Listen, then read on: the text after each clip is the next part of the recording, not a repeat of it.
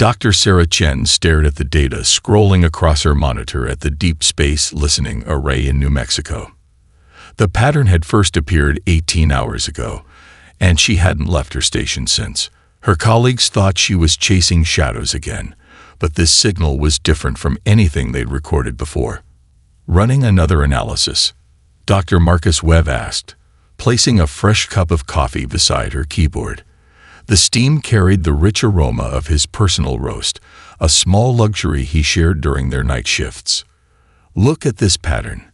Sarah pointed to the recurring waves on her screen. It's not random, and it's not following any known stellar phenomena. These are deliberate bursts, Marcus. The signal pulsed with an elegant mathematical precision that sent shivers down her spine. Each burst lasted exactly 3.14 seconds, with gaps of 1.618 seconds between them, pi, and the golden ratio. If that wasn't a calling card from an intelligent species, she'd eat her doctorate. At first, the signal had been barely distinguishable from background radiation, but over the past hours, it had grown stronger. Whatever was sending it was getting closer. Sarah's phone buzzed. A message from the European Southern Observatory.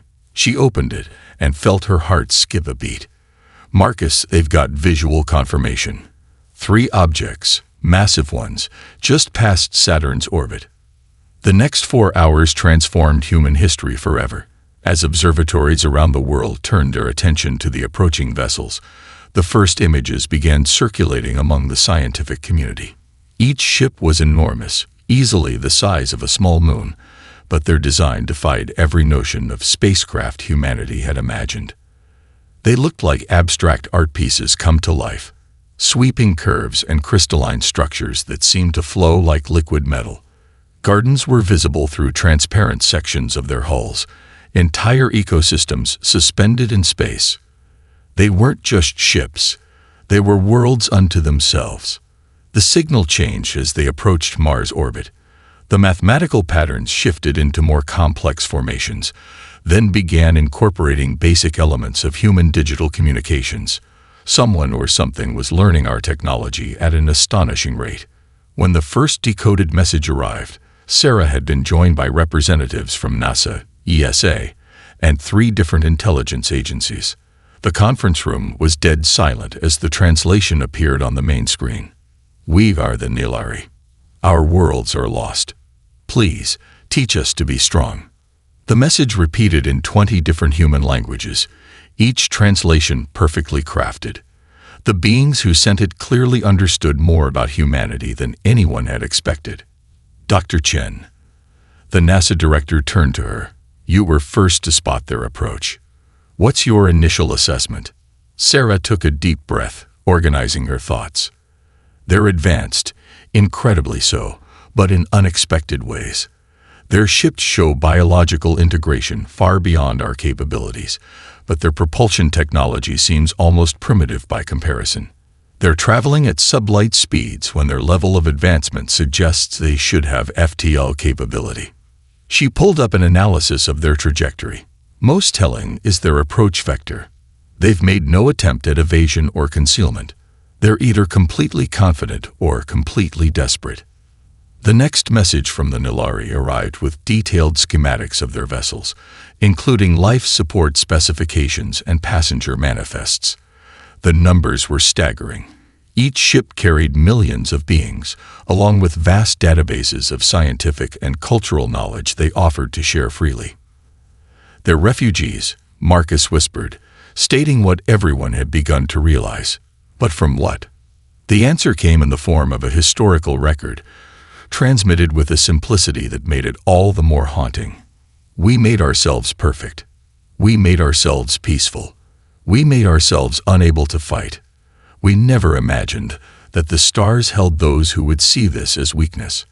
As Sarah studied the data pouring in from the Nilari ships, she couldn't shake the feeling that humanity stood at a crossroads. These beings had achieved incredible things, but in pushing so far in one direction, they'd left themselves vulnerable to the harsh realities of the universe. Now they looked to humanity for protection, seeing in us something they had engineered out of themselves. the capacity to stand and fight when peace was not an option. The shuttle approached the largest Nilari vessel, which they had learned was called the Everbloom. Dr. Sarah Chen pressed her hand against the viewport, taking in the impossible sight before her. What had seemed beautiful from a distance was breathtaking up close. The ship's hull rippled with iridescent patterns that reminded her of soap bubbles, yet it was stronger than any material humanity had developed. Approaching docking point, announced Captain Rodriguez. Our guests have extended their biological airlock. I never thought I'd say those words in that order. The airlock was unlike anything in human engineering. It looked like a living flower, its petals gradually opening to welcome their shuttle. Inside, strands of bioluminescent material pulsed with soft light, guiding them to the landing area.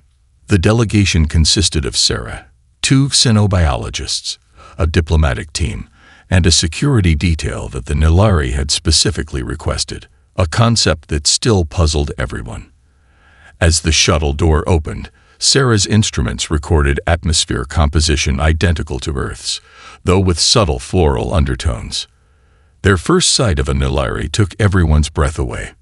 The being who waited to greet them stood nearly 7 feet tall, with silvery skin that seemed to shimmer with its own inner light. Its 4-fingered hands were pressed together in what they would learn was a gesture of openness. Most striking were its eyes, large, multifaceted like a dragonfly's, yet conveying an intelligence and gentleness that was unmistakably person-like.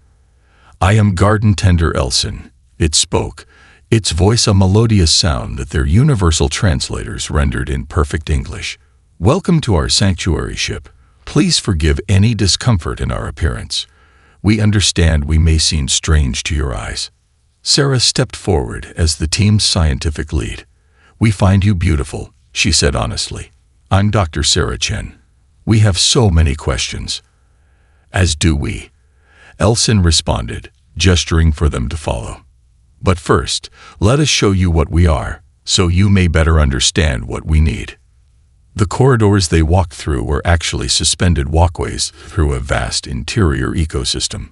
Floating gardens spiraled in 3 dimensions, their plants serving both aesthetic and practical purposes. Small creatures that looked like luminous butterflies flitted between flowering vines that Sarah realized were actually data conduits, transmitting information through botanical networks. "Our civilization chose its path 10,000 years ago," Elson explained as they walked. "We had nearly destroyed ourselves through conflict, as many species do. Our solution was elegant, or so we thought. We would modify ourselves to remove all capacity for violence." They entered what appeared to be a historical archive, where 3-dimensional holograms displayed the Nilari's past. Sarah watched in fascination as their civilization transformed from one of conventional cities and technology to living architecture that merged seamlessly with its inhabitants. "The change was gradual at first," Elson continued. "Each generation, we enhanced our capacity for empathy, reduced our aggressive impulses, increased our connection to life itself. We transformed our worlds into gardens, our ships into living sanctuaries. We thought we had achieved perfection." The holograms shifted, showing the arrival of angular, predatory ships. "The Kriths found us 3 years ago. We had no concept of defense. We had engineered that away along with aggression. When they demanded our submission, we tried to explain our philosophy of peace. They responded by taking our worlds, one by one." Sarah noticed something as Elson spoke. The Nilari physically couldn't clench their fists or make aggressive movements.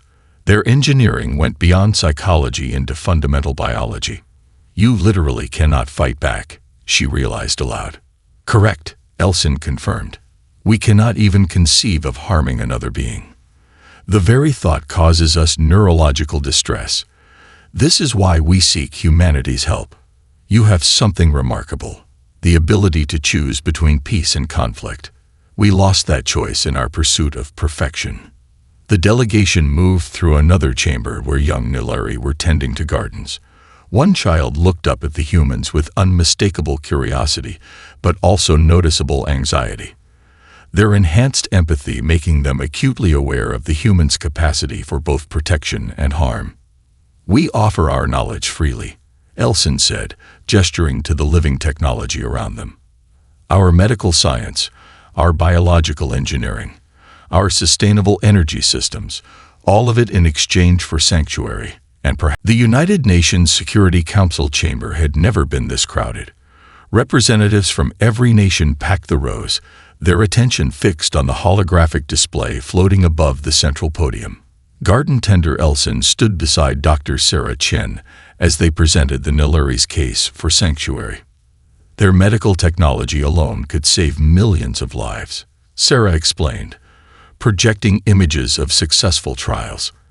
"They've already helped us cure 3 types of aggressive cancer in just 2 weeks of collaboration." The Russian representative leaned forward. "And what happens when these Kriths follow them here? Are we trading medical advances for an interstellar war?" Sarah glanced at Elson, whose silver skin had taken on a subtle blue tinge, their equivalent of emotional distress. The Nilari couldn't even bear to discuss conflict without physical discomfort.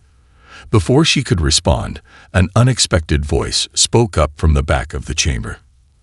"I'd like to share something," said Master Wong, the martial arts instructor who had been working with the Nilari.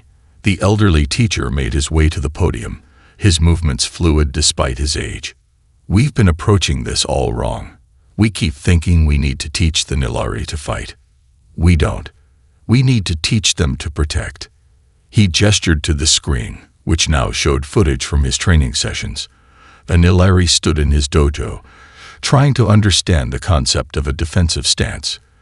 They cannot throw a punch, but they can learn to redirect energy. They cannot conceive of attacking, but they can understand the beauty of deflection.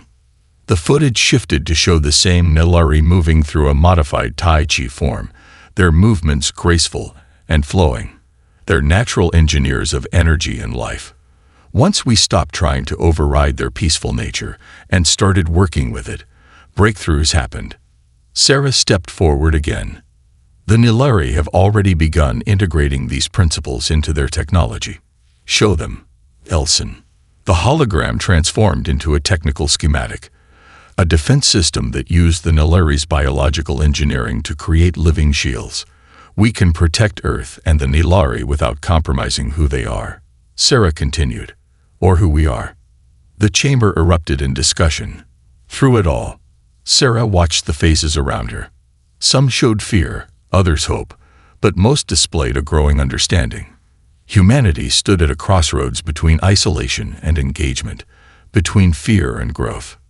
In the weeks that followed, the integration of Nilari refugees into human society began cautiously but with increasing momentum. Their inability to conceive of violence made them perfect additions to medical teams, research facilities, and environmental restoration projects. Dr. Marcus Webb led a team studying their biological technology at the Enhanced Propulsion Laboratory. "It's not just their technical knowledge," he explained to Sarah during one of their late-night research sessions. "It's their perspective. They see connections we miss because we're too focused on potential threats." The breakthrough came from an unexpected quarter. A young Nilari, fascinated by human art, began creating paintings that depicted defensive concepts in abstract forms.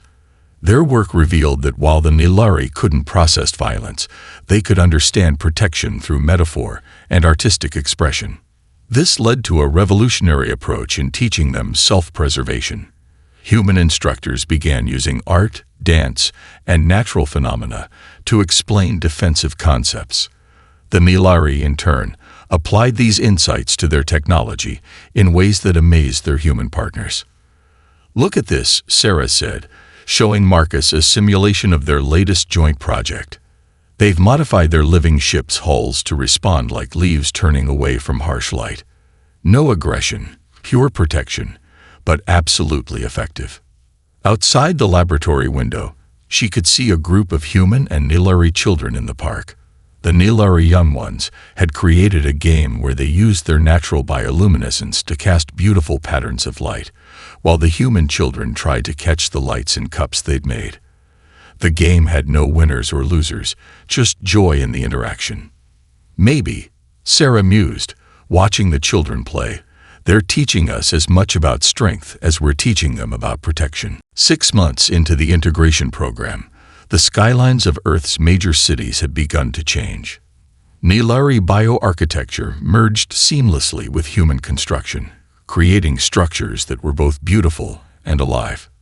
In Singapore, a hospital complex grown from modified coral filtered pollution from the air while healing patients inside. The Chicago vertical farms, enhanced with Nilari botanical knowledge, produced enough food to feed the entire Midwest. Dr. Sarah Chen stood in her new laboratory, watching a demonstration that still amazed her after dozens of viewings. A drop of modified Nilari healing serum closed a surgical incision instantly, leaving no scar. The applications are endless, she told the gathered medical board. And this is just the beginning. Remarkable, said Dr. Hassan from the photo. But I'm more interested in their emotional technology. Their ability to process and redirect psychological trauma could revolutionize mental health treatment. Outside the research center, Master Wang's dojo had expanded into a sprawling Zen garden, where Nilari and humans practiced together.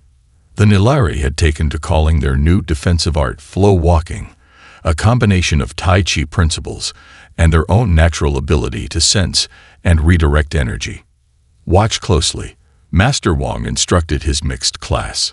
See how garden tender Elson doesn't block the force, but guides it. Like water around a stone. The elderly teacher demonstrated with a human student, his movements so subtle they were almost invisible. The Nilari teach us that true strength often lies in yielding wisely.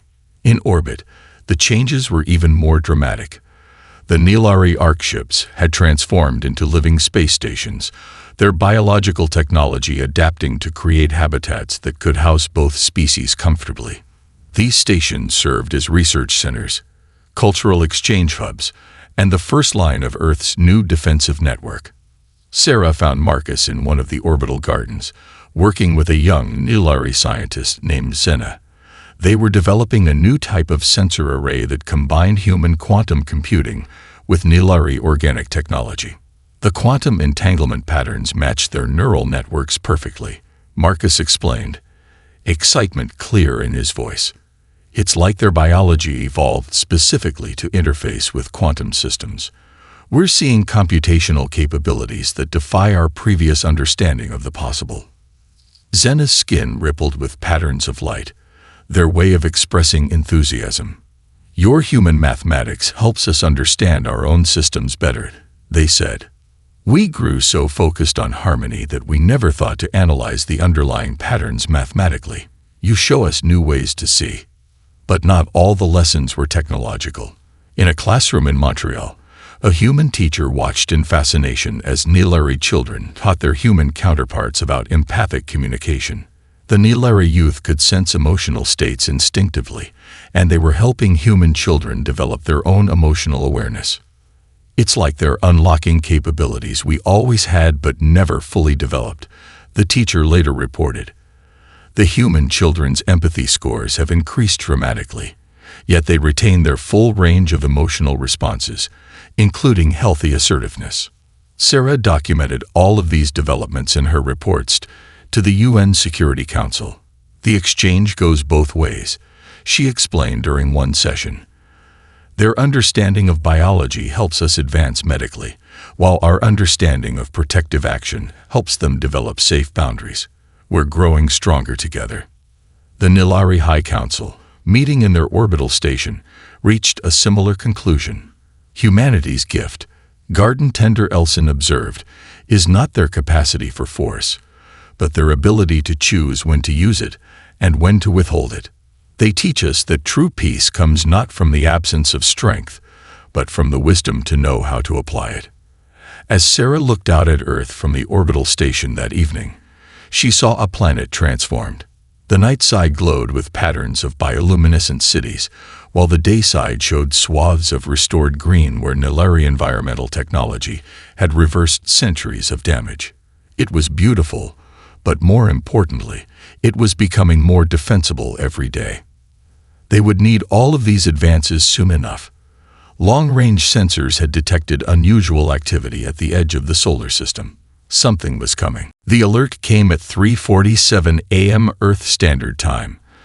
Dr. Sarah Chen was reviewing data in the orbital station's research lab when the quantum sensors they'd developed with Nilari technology registered the anomaly. 7 objects, each larger than the Nilari arc ships, had appeared just beyond Neptune's orbit. "They found us," Garden Tender Elson said softly, their silver skin turning a deep blue with distress. "The Kriths have come." The next 12 hours transformed Earth's orbital space.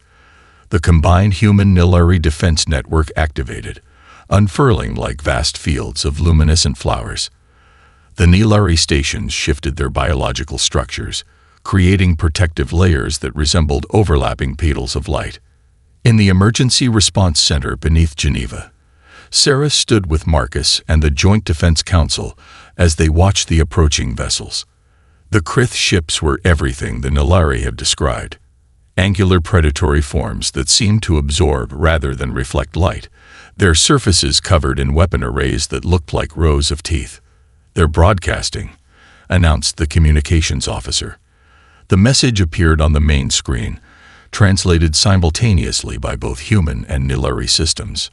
"To the protectors of our wayward property, the Nilari belong to us by right of strength. Surrender them, or we will demonstrate true power." Sarah watched Garden Tender Elson carefully. The Nilari leader trembled slightly but stood their ground. 6 months of working with humans had taught them that standing firm didn't necessarily mean fighting.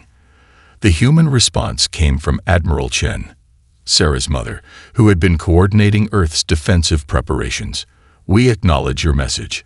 Before you proceed, we invite you to observe a demonstration of our own." She nodded to the tactical officer. Above Earth, the defense network activated. What happened next astonished even the Nilari. The seemingly delicate structures of the orbital defense platforms began to move in perfect synchronization. Waves of energy flowed through the network like ripples in a pond, each platform amplifying and redirecting the power of the others.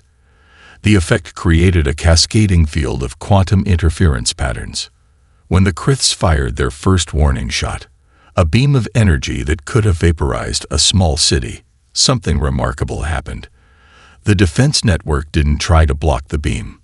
Instead, it caught the energy, channeled it through its living quantum matrices, and transformed it into a spectacular display of aurora-like lights that danced around Earth's atmosphere. "Impossible," came the Krith response. "The Nilari cannot defend themselves. This is deception." "The Nilari are under our protection," Admiral Chen replied. "They have taught us much about life. We have taught them much about preservation. Together, we have created something new. Your weapons cannot harm what they cannot touch." To demonstrate, she authorized a second display. The defense platforms released a fraction of their stored energy, creating a web of light that enveloped the Krith ships. For a moment, their weapon systems went dark as the quantum field disrupted their targeting systems. "You see," Sarah explained to the stunned Krith representatives, "strength comes in many forms." The Nilari understood the flow of life energy better than any species we've encountered. We simply helped them apply that knowledge defensively. Every attack you launch will be transformed, redirected, and used to power our shields. The Krith ships hung in space, their aggressive posture somehow less certain. They had expected to find cowering prey, and instead found something unprecedented. A harmony of strength and protection that their purely aggressive minds struggled to comprehend. "We offer you a choice," Admiral Chen continued. "You can attempt to attack and watch your every effort transform into light and energy that strengthens us, or you can join us in conversation. The Nilari have taught us much about peace. Perhaps we can teach you about the strength found in cooperation." In the tense moments that followed, Sarah watched the Krith ships on the display. Their next action would determine whether this ended in a demonstration of feudal aggression or the beginning of a new understanding. Either way, Earth and the Nilari stood ready, not to fight, but to protect. The Krith commander's hologram loomed in the Geneva conference room, its scaled features cast in shadows that seemed too deep to be natural. 3 days had passed since their initial confrontation, and the diplomatic dance had begun.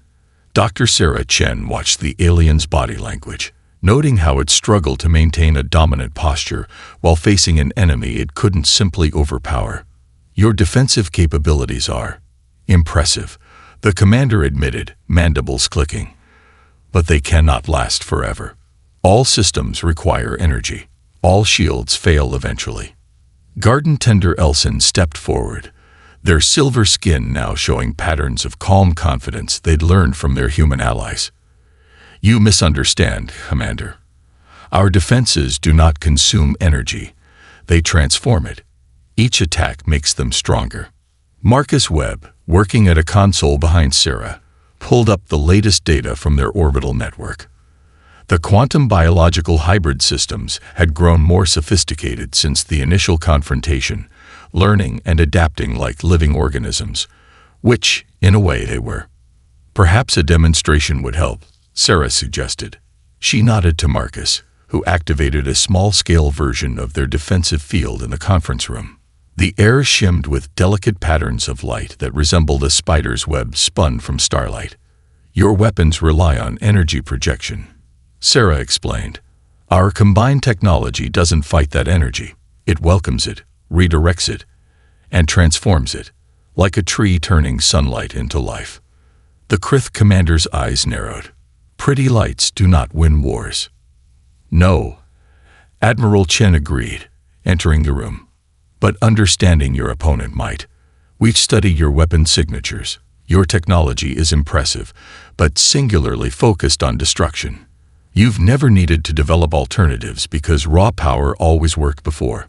On the tactical display, the defense network continued its elegant dance around Earth. The Nilari's biological technology had evolved beyond its original design, incorporating quantum principles in ways that even its creators hadn't imagined possible. Each platform now functioned as both a defensive node and a research station, learning from every scan and probe the Krith ships directed at them. "What are you offering?" the commander demanded, its previous confidence showing cracks. "Partnership," Helson replied. "The same gift humanity gave us, strength through understanding, not domination." Sarah brought up another display, showing the preliminary designs they'd developed. "Your energy weapons could be modified with our quantum biological interfaces. Imagine being able to cut through space itself for faster-than-light travel, rather than just destroying what lies in your path." The commander's posture shifted subtly. Sarah had spent enough time studying Krith historical records to recognize interest when she saw it. Their species' obsession with strength had locked them into a single pattern of development. Now they were being offered a door to something new. In orbit, the defense platforms continued their evolution. The original flower-like structures had grown more complex, incorporating elements of both human and Krith design principles. They were no longer just shields, but bridges between different approaches to technology and life itself. "Your weapons can't break our defenses," Admiral Chen said quietly. "But perhaps together, we could break down the barriers between our species." The Krith commander was silent for a long moment, its alien features unreadable. Then it turned to one of its subordinates and gave an order in their native tongue. On the tactical display, the Krith ships began powering down their weapon systems. "We will observe," the commander declared. "Show us these alternatives you speak of." As the tension in the room eased slightly, Sarah caught Elson's eye. The Nilari's skin was showing patterns she'd never seen before, hope mixed with something else. Pride, she realized. Not in themselves, but in humanity, the species that had taken in refugees and turned a desperate last hope into a chance for genuine change. "Then let's begin," Sarah said, pulling up the first set of collaborative projects they'd prepared. Above them, Earth's new defensive web shimmered like a promise of things to come, each strand connecting different species, different philosophies, different kinds of strength into something greater than its parts. The relative peace lasted exactly 2 weeks. Sarah Chen was in the orbital laboratory with Marcus when the alert sounded. A new Krith fleet had arrived, 3 times larger than the first, and they hadn't come to talk. The commander we spoke with was overruled, Garden Tender Elson explained, their skin pulsing with worried patterns. The Krith High Command sees our defensive capabilities as a challenge they must overcome. The first attack came without warning. Energy beams lanced out from 30 ships simultaneously, targeting Earth's defensive network. But the network had evolved during the peaceful interval, learning and growing like any living thing. The attacks were absorbed, transformed, and redistributed through the quantum biological matrix, making the shield stronger. They're adapting, Marcus called out, studying the sensor readings. The Kriths are modulating their weapon frequencies, trying to find a weakness. Sarah watched as the battle unfolded unlike any in human history. The Krith fleet's attacks grew increasingly sophisticated, but each attempt was met with an equally sophisticated response. The defense network moved like a living thing, anticipating attacks before they came, redirecting energy with almost artistic precision. "Look at these patterns," Sarah said, pointing to the quantum field readings. The network isn't just defending. It's learning from their attack strategies. It's incorporating their precision into its own responses. In the command center, Admiral Chen coordinated with both human and Nilari operators. The defense platforms had begun moving in new configurations, forming geometric patterns that somehow felt both mathematical and organic. "Second wave incoming," someone announced. The Krith fleet had regrouped, concentrating their fire on what they perceived as weak points. But there were no weak points, only opportunities for growth and adaptation. As the battle continued, something unexpected began to happen. The quantum biological network started responding to the Krith attacks with increasing elegance. Each energy beam was caught and transformed into complex patterns of light that rippled through space like aurora borealis. "It's not just defending," Elson realized, their voice filled with wonder. "It's communicating." Sarah saw it too. The transformed energy was forming patterns similar to Nilari bioluminescent language, but with a precision that spoke to Krith military minds. Each defensive action was also a demonstration, showing the attackers that there was another way. "Their fleet is pulling back," Marcus reported. "They're regrouping again." But this retreat was different. The Krith ships formed a new pattern, their energy signatures changing. When they fired again, it wasn't a coordinated assault, but rather a series of precise, measured pulses. "They're testing," Sarah realized, "not for weaknesses anymore, but for understanding." The defense network responded in kind, catching each pulse and returning it transformed but undiminished. A dialogue in pure energy began to unfold in the space between the fleets. Garden Tender Elson's skin rippled with complex patterns of realization. The network has achieved what we could not. It's teaching them about balance. Not through words or force, but through demonstration. The quantum displays showed something remarkable. The energy patterns from both sides were beginning to synchronize. The Krith weapons, designed for destruction, were being used to create complex geometric structures in space. Deadly force transformed into mathematical beauty. "Send the message," Admiral Chen ordered. Sarah stepped forward and transmitted the words they had prepared. "You've seen what we can do with your power. Imagine what we could create together." The response came not in words but in action.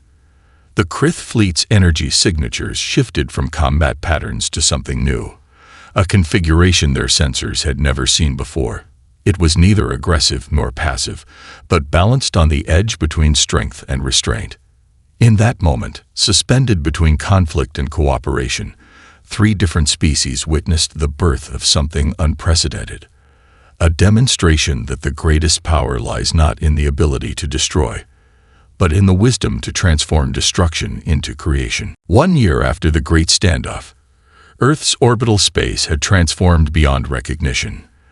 The defense network had evolved into an intricate lattice of quantum biological structures that served as both protection and beacon, drawing curious species from across the galaxy. Dr. Sarah Chen stood in the new trilateral chamber aboard the expanded orbital station, watching as representatives from 20 different civilizations gathered for the first Galactic Exchange Council. Garden Tender Elson stood to her left, their silver skin shimmering with patterns of joy and pride. On her right, surprisingly, stood Senior War Leader Kex of the Krith Fleet, their once threatening form now radiating a controlled power that spoke of lessons learned. "Did you ever imagine this?" Marcus asked, joining them at the observation window.